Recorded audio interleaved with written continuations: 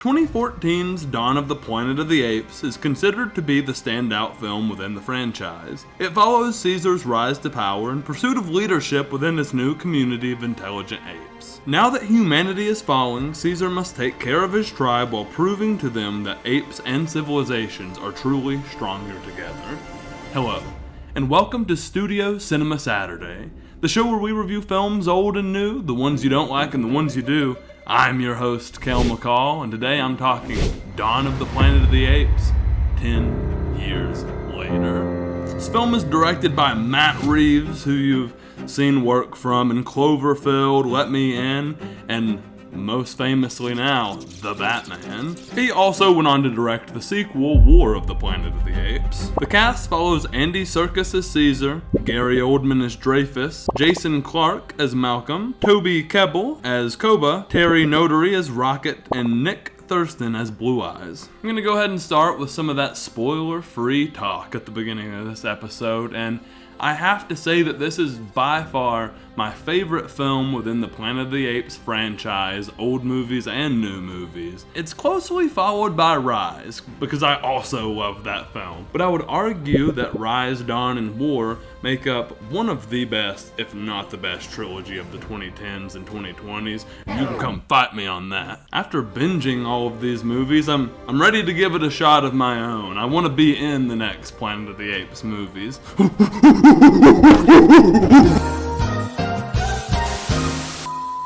It has to be pointed out that this film was nominated for the 2015 Oscar for Best VFX, and it lost to Interstellar and Christopher Nolan, which, I'll say, Interstellar is a captivating film. My favorite from Nolan, even.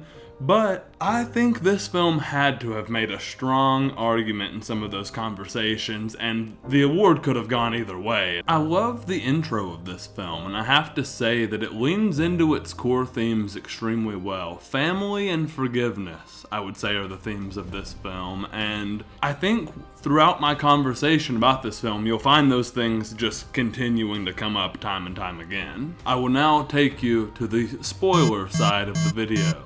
Do not cross this time period, this threshold, if you do not wish to have Dawn of the Planet of the Apes spoiled for you. The film picks up on the credits of the last film, which I thought were awesome. We saw a line going to other countries, connecting the world essentially, that we now know is the spread of the simian flu.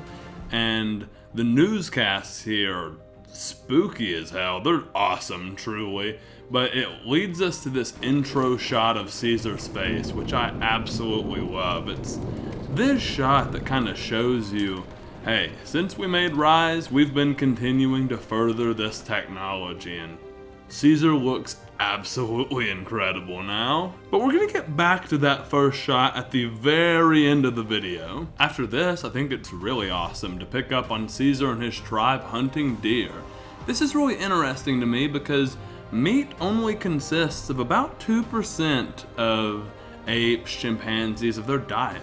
So these apes have now, started eating meat and hunting them. They're hunting like, they're almost fighting a tribe of deer, really. Like, it's this awesome scene where we're seeing the apes slowly transition into acting a little bit more human, especially since it's been 2 winters since we've last seen these apes, and they have continued to evolve. Back at the camp, we see the birth of Caesar's second son, Cornelius. I love Caesar's fatherhood story throughout the film. Throughout the series, really. It just is impactful to his character arc. And right after this, we are semi-interrupted by Ricardo Diaz from Arrow shooting an ape. And this leads us to this moment where Caesar yells, "Go!" at the humans, and this is terrifying in the way it's presented because Caesar doesn't fully clearly speak in sentences yet, so just hearing his rough "go" is just absolutely terrifying. Right after this, we get a moment where Caesar has Koba trail the humans, and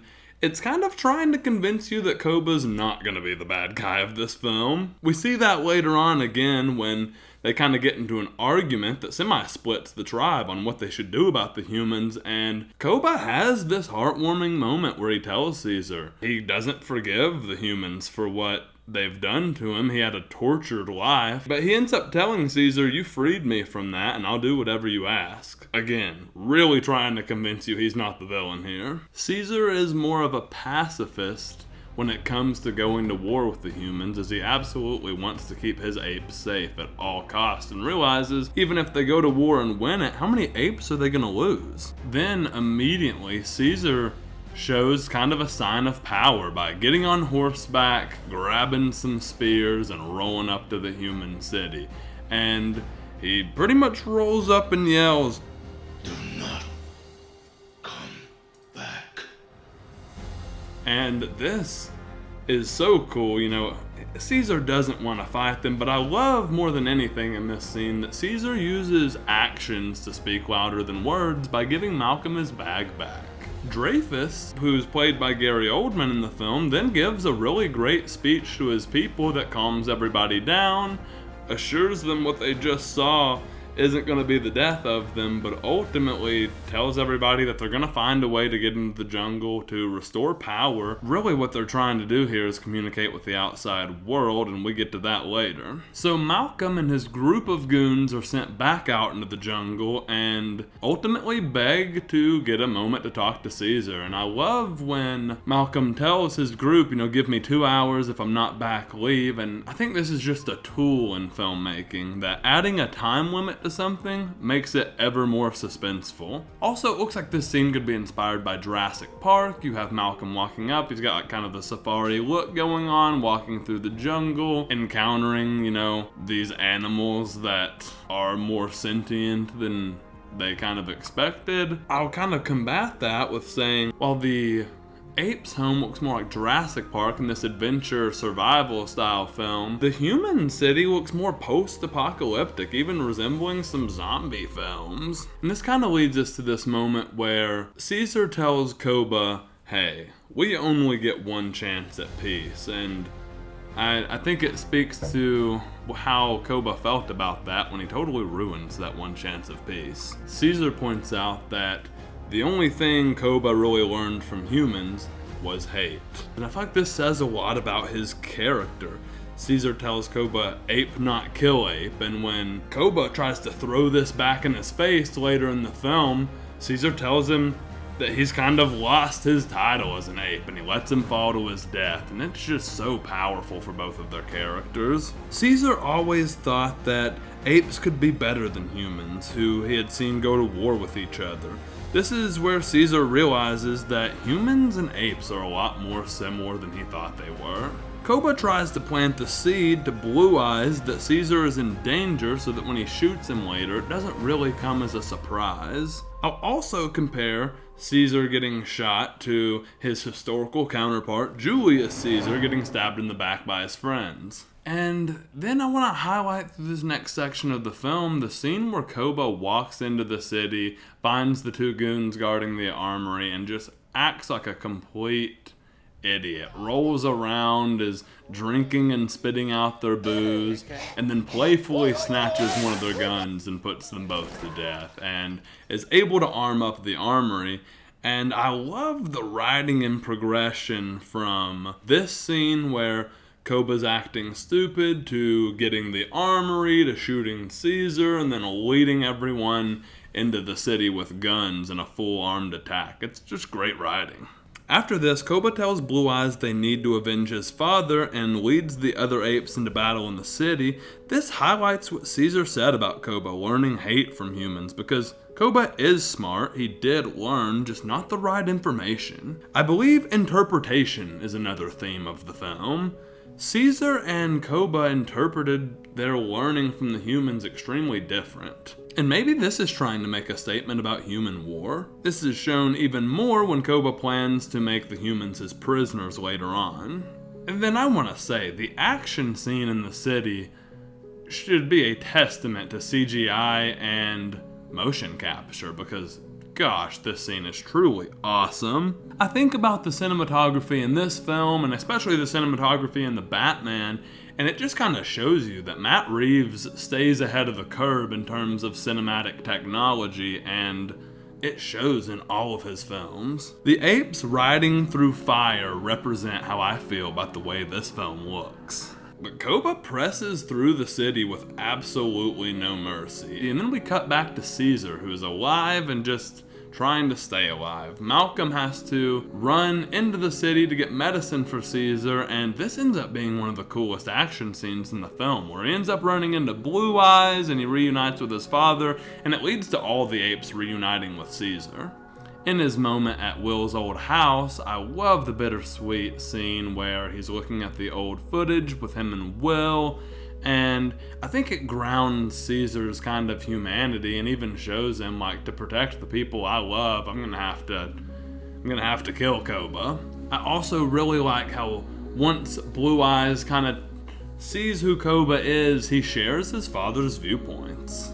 And then we kind of see that Malcolm is with Dreyfus buying time for Caesar to fight Koba, and this leads us to the climax of the film. The first line of this fight is Koba saying Caesar weak, and Caesar responds with Koba weaker, and that sends us into an awesome fight scene. I mentioned forgiveness in the film's theme, so hear me out here. Caesar wanted to forgive the humans for coming to them with guns and previously capturing their kind, but Koba could not forget what had been done to him. Their opposing upbringings gave them different perspectives on the humans. Will and his father were able to teach Caesar to forgive and forget, but Koba was never taught these things. Therefore, when apes don't forgive and Koba attacks the humans, Caesar knows his job is different now and that he's been plummeted into a war that he didn't start. And this ends up becoming true. Humans won't forgive the apes, and this leads us to War of the Planet of the Apes. Caesar and Malcolm have a moment where they acknowledge this, and this is one of my favorite scenes at the end of the film. We also get to see this moment of, Caesar and Malcolm, they don't want to go to war. They don't support the war. It just kind of is happening around them, and it goes to show that just not everybody wants to be involved in some of these uglier parts of life, and that, one bad egg can really ruin dinner for everybody. Overall, the story of the film is just amazing. I only have a couple things left to do in this review, and one is to take a look at the first shot of the film versus the last shot of the film, which both feature a close-up on Caesar's face. The first one puts Caesar in darker lighting. We're looking at a slightly higher angle, so his eyes are completely in shadow. He's got the war paint on. He looks intimidating and confident. And this is before they've seen humans again, so he just kind of looks like he's ready when they come. The last shot of Caesar, however, puts him in a much lighter area, so you can see the vulnerability on his face. And I think this kind of represents that he doesn't know what's going to happen in this coming war with the humans, and he didn't want to be involved in it anyways. Ultimately, I call this a great sequel, an amazing standalone film, and a 9 out of 10 science fiction movie that proposes that maybe we're more like our enemies than we think we are, and that forgiveness could truly take our world a long ways. I hope you've enjoyed this video on Dawn of the Planet of the Apes 10 years later. It's an awesome film to look back on in terms of VFX, CGI, action, the Planet of the Apes franchise that is relevant again with Kingdom coming out. I hope you enjoy our Studio Cinema Saturday series where we've done Alien, Civil War, Roadhouse. Go check out some of the other film reviews. We also have Television Tuesday where we're tackling TV, and our short films. They Took Her just came out. Go give it a watch. I'll see you there. Your monkey overlord summoned you. Hoo-ha. Dude, I should be an ape in the next movie, man. Is the camera rolling? It is.